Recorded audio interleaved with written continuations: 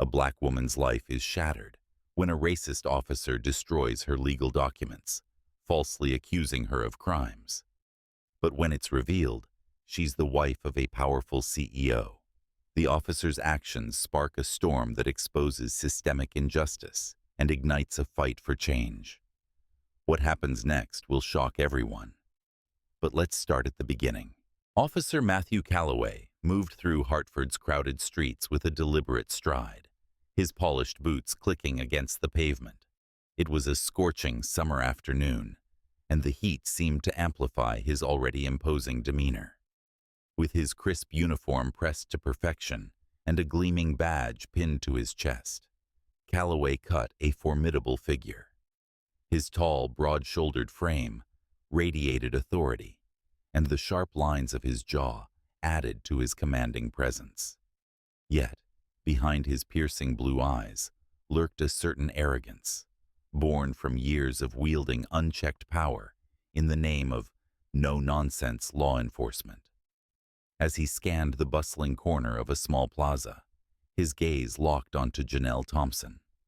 She stood by a vendor's cart, her natural curls bouncing lightly as she laughed at something the vendor had said.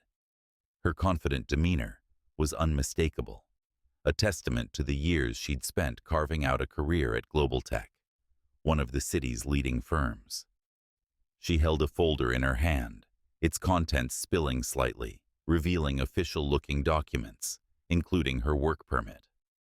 To Calloway, however, Janelle represented something entirely different. His lips curled into a frown as he watched her interact with ease in the busy plaza. "Another outsider clogging our streets," he muttered under his breath, his prejudices seeping into his thoughts. Without hesitation, he approached her, his voice sharp and accusatory. "Ma'am," he barked, his tone cutting through the chatter around them. "Do you have a permit to be conducting business here?" Startled, Janelle turned to face him, confusion knitting her brows. "I'm not conducting business, officer. I'm just—" "Don't give me excuses," Calloway snapped, cutting her off. In one swift motion, he grabbed the folder from her hand, ignoring her protest as he rifled through the papers. His smirk deepened as he latched onto her work permit. With a dramatic flourish, he tore it in half, the sound of ripping paper sharp against the plaza's ambient noise. Janelle gasped, stepping forward in disbelief. "Hey, that's my legal document." Calloway met her outrage with a smug grin. "If you're here without proper paperwork, you'll need to answer for that."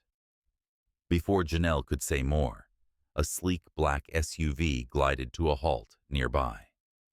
The tinted window rolled down, revealing a man in a sharp suit whose very presence exuded authority. His calm, icy voice cut through the tension. "Officer Calloway," he said, his tone measured but dangerous. "What exactly are you doing with my wife?" Darren Jacobs stepped out of the sleek black SUV, his every movement deliberate and poised. His tailored navy suit gleamed in the afternoon sunlight, a stark contrast to the grimy pavement beneath him. At over 6 feet tall, Darren's commanding presence seemed to fill the small plaza, drawing the attention of passers-by and silencing the low hum of the street. His face, a careful mask of composure, was framed by neatly trimmed salt and pepper hair, and his eyes carried a sharp intensity that suggested he was a man unaccustomed to being crossed. "Your wife?"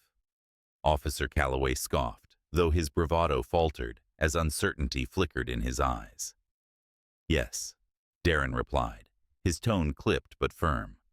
"Janelle Jacobs, my wife, and one of the most vital members of our leadership team at Global Tech. Is there a problem here?"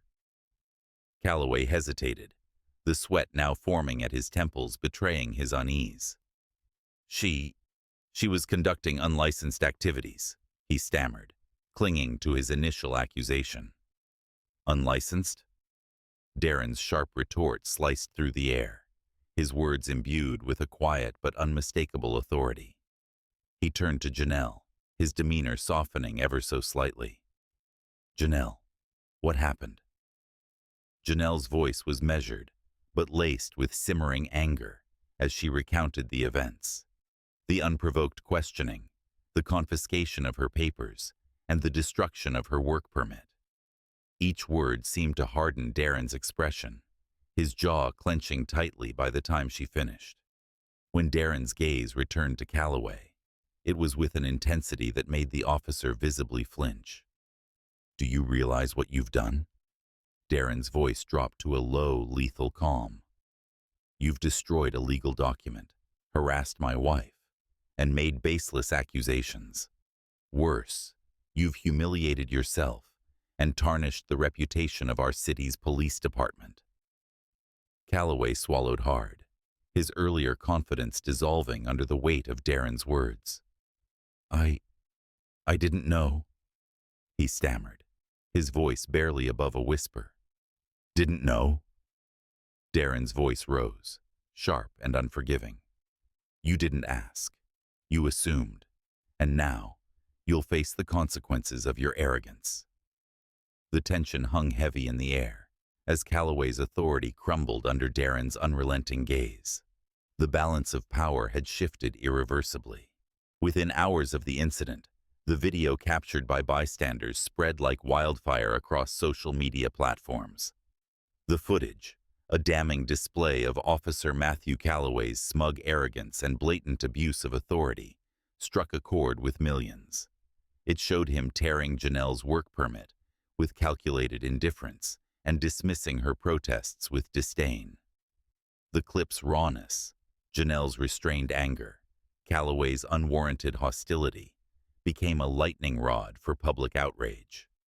By nightfall, hashtags demanding justice trended nationwide, and the Hartford Police Department found itself at the center of an unrelenting media storm. Calls for accountability poured in from community leaders, activists, and citizens alike. Forced to address the growing backlash, Chief Diana Monroe, a resolute and well-respected Black woman, known for her commitment to transparency, stepped forward. At a hastily arranged press conference, Chief Monroe stood tall behind the podium, her crisp uniform and calm demeanor exuding authority. Cameras clicked incessantly as she began, her voice clear and firm. "This incident does not reflect the values of our department," she stated, her gaze sweeping across the room. "We are launching a full investigation into the matter, and effective immediately, Officer Matthew Calloway has been placed on administrative leave pending review." The announcement provided temporary relief to the public, but was far from the end. Meanwhile, Darren Jacobs wasted no time. Leveraging his extensive network, he contacted prominent civil rights organizations and assembled a team of top legal experts to amplify Janelle's story. Within days, her ordeal became a national talking point. Media outlets aired her interviews, where Janelle, composed but impassioned, spoke with clarity and conviction. "This isn't just about me," Janelle emphasized during a primetime broadcast. "It's about every marginalized person who has been unfairly targeted, silenced, and dismissed. It's about a system that enables and protects such behavior. It's time for real accountability and lasting change." Her words resonated deeply, sparking conversations about systemic racism, police overreach, and the urgent need for reform. The momentum was undeniable. What began as a local act of injustice had become a rallying cry for a movement far larger than any one person. Weeks later, Calloway sat in a disciplinary hearing, his bravado replaced with visible unease. The evidence against him was damning, and the department faced mounting pressure to act decisively. "Officer Calloway," Chief Monroe addressed him, "your actions have brought shame to this department. Effective immediately, you are terminated."